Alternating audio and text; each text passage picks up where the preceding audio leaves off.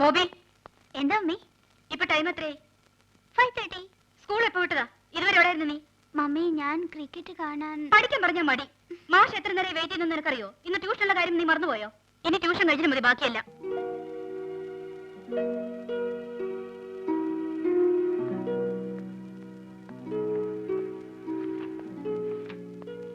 Sorry sir. Sit down.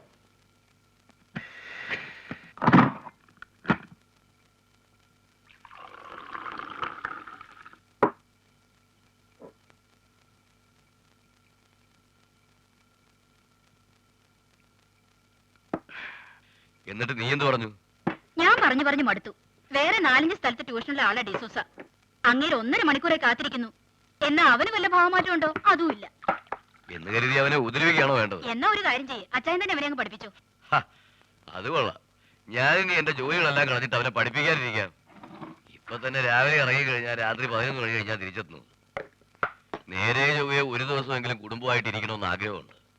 പലപ്പോഴും തോന്നുന്നു എല്ലാം നിർത്തി ഒന്ന് സ്വസ്ഥമായാലോ എന്ന്. ഞാൻ അന്നേ പറഞ്ഞല്ലേ അവനെ നാട്ടിൽ ഏതെങ്കിലും നല്ല സ്കൂളിലാക്കാമെന്ന്. എടി, എന്റെയും നിന്റെയും വിദ്യാഭ്യാസ യോഗ്യത എത്രയാ? സ്വന്തമായി ഒന്ന് പേരെഴുതി ഒപ്പിടാൻ പോലും കഴിയുമായിരുന്നു നിനക്ക്. അത് അച്ചായനും ഇല്ലല്ലോ. അതാ പറഞ്ഞത്, ആ ഗതികേട് അവനുണ്ടാവരുതെന്ന്. ആകെ കൂടി ഒന്നല്ലേ ഉള്ളൂ. അവന്റെ കാര്യത്തിൽ എന്നെക്കാളും ശ്രദ്ധ നിനക്കാ വേണ്ടത്. അവൻ എല്ലാത്തിനും ഒന്നാവനായ അതിന്റെ വിലയൊന്ന് വേറെയാ. അത് പണം കൊടുത്താ കിട്ടൂല മോളെ.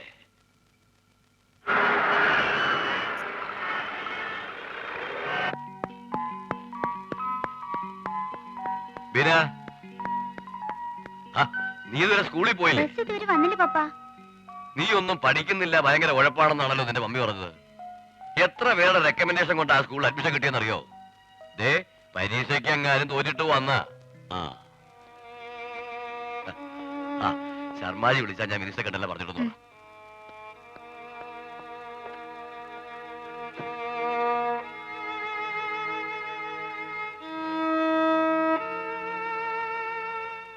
Bobby Kurian,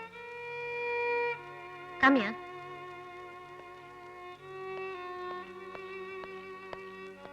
What's this?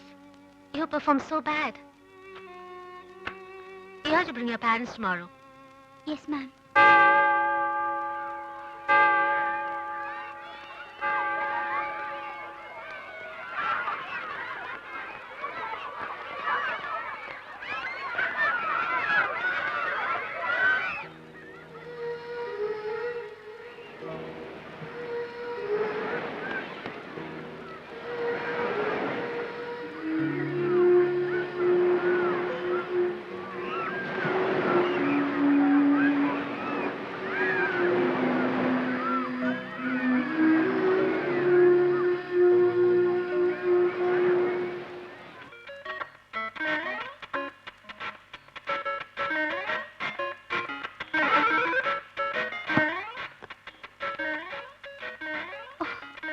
നിന്നോട് പറഞ്ഞിട്ടില്ലേ ഇതെടുക്കരുതെന്ന്?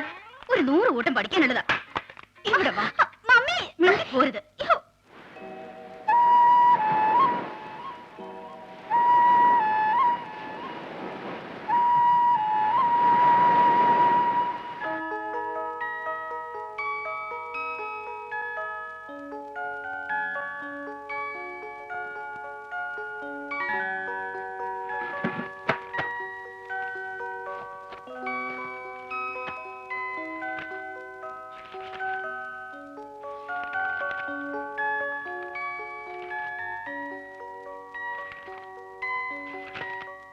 നാണമില്ലല്ലോ നിനക്ക്? നിന്റെ ക്ലാസ്സിലെ സൈമൺ എല്ലാത്തിനും ഒന്നാമനല്ലേ? ആ ക്യാപ്റ്റൻ മോൾ ലക്ഷ്മി നിന്റെ ക്ലാസ്സിലല്ലേ? സ്കൂൾ ഫസ്റ്റ് ആണല്ലോ അവള്. ഏത് വിഷയത്തിൽ നിനക്ക് ട്യൂഷൻ ഇല്ലാത്തത്? എപ്പോ നോക്കിയാലും ഉണ്ട് ഒരു ക്രിക്കറ്റും ഒരു ഡ്രോയിങ്ങും. പപ്പ ഇങ്ങ് വരട്ടെ.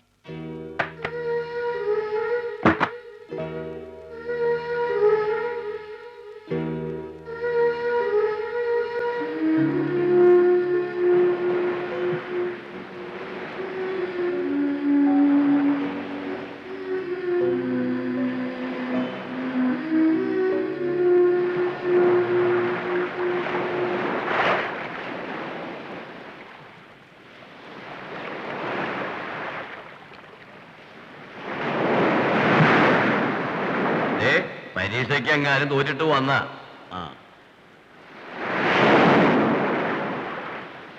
sure to bring your parents tomorrow.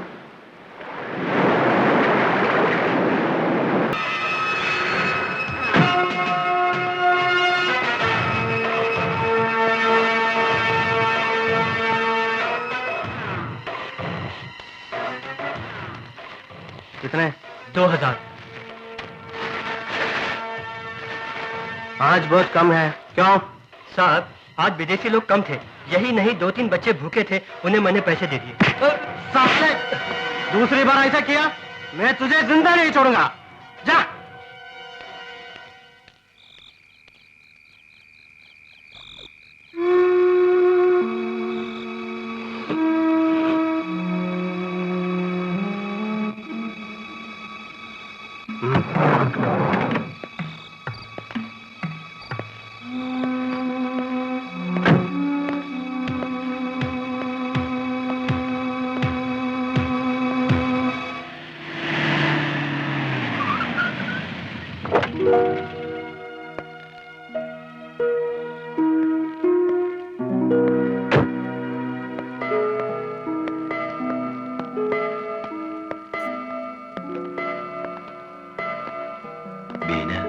She's inside, sir.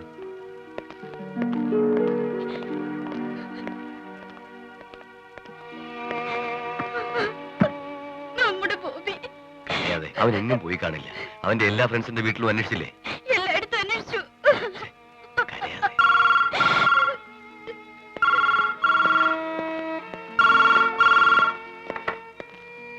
Hello, ഫെഡറിക്കാണോ? എന്തായി? അവിടെ എത്തിയിട്ടില്ലേ?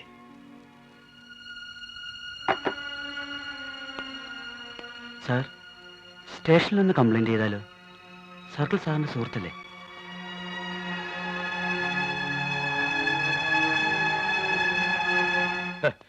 കുട്ടികൾ വീട് വിട്ടു പോകുന്നതിന്റെ പ്രധാന കാരണം പാരന്റ്സ് ആണ്. 5 വയസ്സാകുമ്പോഴേക്കും 5 ടൺ പുസ്തകം അവനെ കൊണ്ട് ചോപ്പിക്കും. അവന്റെ ഈ പ്രായത്തിൽ മറ്റു കുട്ടികളുടെ കൂടെ ഒന്ന് കളിക്കാൻ സമ്മതിക്കാറുണ്ടോ നിങ്ങൾ? സ്കൂളിൽ അധ്യാപകരുടെ പീഡനം, വീട്ടിൽ ട്യൂഷൻ മാസ്റ്റർ, അത് കഴിഞ്ഞാൽ നിങ്ങൾ ഒടുവിൽ സ്വന്തം മാതാപിതാക്കൾ ശത്രുക്കളായി മാറുന്നവർക്ക്. താനൊക്കെ ചെറുപ്പത്തിലെ കോൺവെന്റിൽ പോയി ഇംഗ്ലീഷ് പഠിച്ചിട്ടാണോ ഈ നിലയിലായത്? 20 വർഷം മുമ്പ് ഇതേ ഗോവയിൽ ഞങ്ങളുടെ വീട്ടിൽ താമസിച്ച ഒരു ചെറിയ കടവച്ചലായിരുന്നു എന്റെ ഉടക്കം. ഇംഗ്ലീഷ് പോയിട്ട് മലയാളം നേരെ പോയി സംസാരിക്കാൻ സാധിക്കുമായിരുന്നു എനിക്ക്. പാരന്റ്സ് അങ്ങനെ ആഗ്രഹിക്കുന്നത് ഒരു തെറ്റാണോ? തെറ്റാണെന്ന് ഞാൻ പറയുന്നില്ല. അതിന് പീഡന മുറകളല്ല എടുക്കേണ്ടത്, അവരുടെ മനസ്സ് മനസ്സിലാക്കിയുള്ള പഠന രീതിയാണ്. തനിക്കറിയാമോ, കുട്ടികളെ കാണുന്നില്ല എന്ന പരാതി ഇത് ആദ്യമല്ല. അവർ ഒളിച്ചോടാനുള്ള പ്രധാന കാരണം വീട്ടിലെ താളപ്പിഴകളാണ്. സാർ, എന്റെ മോൻ എന്തെങ്കിലും അപകടം? ഏയ്, താൻ വിഷമിക്കുന്നുണ്ടോ? നമുക്ക് ശ്രമിക്കാം. ഏതായാലും ടിവിയിലും പത്രത്തിലും ഫോട്ടോ കൊടുത്തിട്ടുണ്ടല്ലോ. ട്രൈ.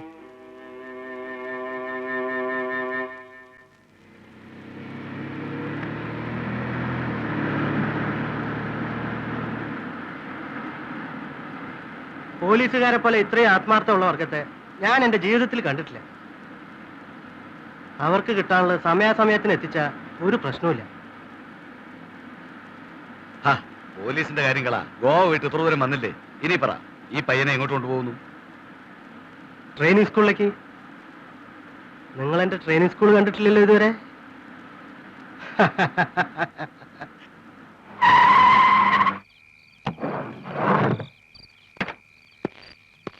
आओ।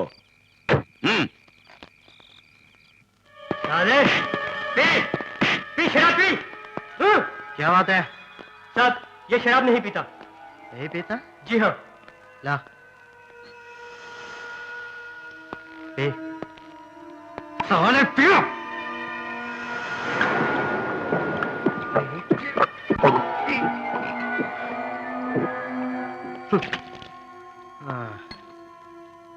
ഇവരെ ആദ്യം ലഹരിക്ക് അടിമയാക്കും. അങ്ങനെ സ്വബോധം നശിച്ചാ പിന്നെ ഇവര് എന്റെ ഉപകരണങ്ങളാ.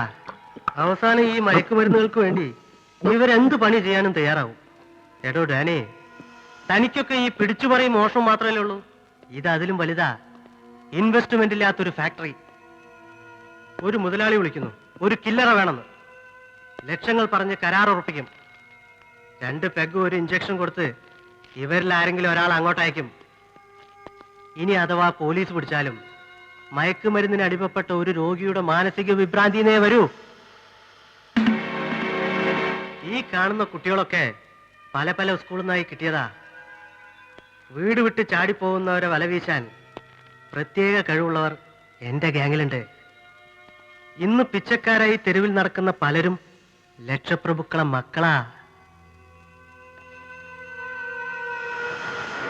സഹോദരി സഹോദരന്മാരെ, എന്റെ അച്ഛൻ ഒരു പാറമട തൊഴിലാളിയായിരുന്നു. ഞങ്ങൾ 7 മക്കളാണ്. പാറ പൊട്ടിക്കുമ്പോൾ അച്ഛൻ മരിച്ചു. ഇത് കണ്ടോ, ആകെയുള്ള ചെലവ് ഈ കാർഡടിക്കൽ മാത്രം. ഡൽഹിയിൽ നിന്നും അടിച്ചു മാറ്റുന്ന കുട്ടികളെ കേരളത്തിലും, കേരളത്തിൽ നിന്നുള്ള കുട്ടികളെ ബോംബെയിലേക്കും അയക്കും ഈ കാർഡുമായി. പല പല ഭാഷകളിൽ അടിച്ചു വെച്ചിട്ടുണ്ട്. അവര് ബസ്സിലും ട്രെയിനിലൊക്കെ കയറി പിരിവ് നടത്തും. ഇപ്പൊ മനസ്സിലായോ എന്റെ ഫാക്ടറിയെ പറ്റി?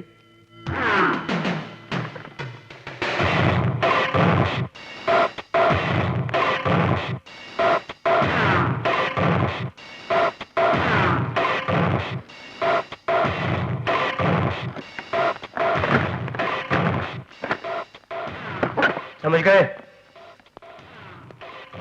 ആ പോക്കറ്റ് അടി പഠിപ്പിക്കലാ. ബലൂൺ പൊട്ടാതെ തുണി കയറിയാൽ അവനാ ഈ കാര്യത്തിൽ രാജാവ്. ഞാനേ, നീ അവനെ റൂമിൽ കൊണ്ടാക്ക്. मैं कब तक तुम्हारा इंतजार करूं? साहब कमीशन चलो देता हूँ. ये लो. कितने हैं? 5000. एक आदमी का खून करने का तुझे 5 लाख मिला है. तुम्हारी मदद करने वाले को 5000? मुझे भिखारी समझा है क्या? एक बहनी बेचकर मैं एक दिन का 10,000 कमा लेता हूँ. मुझे बुद्धू समझा है क्या? निकाल ज्यादा पैसे. ठीक है, बताओ कितना चाहिए? 50-50, आधा आधा. 2.5 लाख तुम्हारे, 2.5 लाख मेरे. समझ गया? अगर नहीं दिए तो पुलिस को जाकर अभी बता देता हूँ मैं. मिल जाएंगे, जरूर मिल जाएंगे. क्या बात? 50-50. 50-50.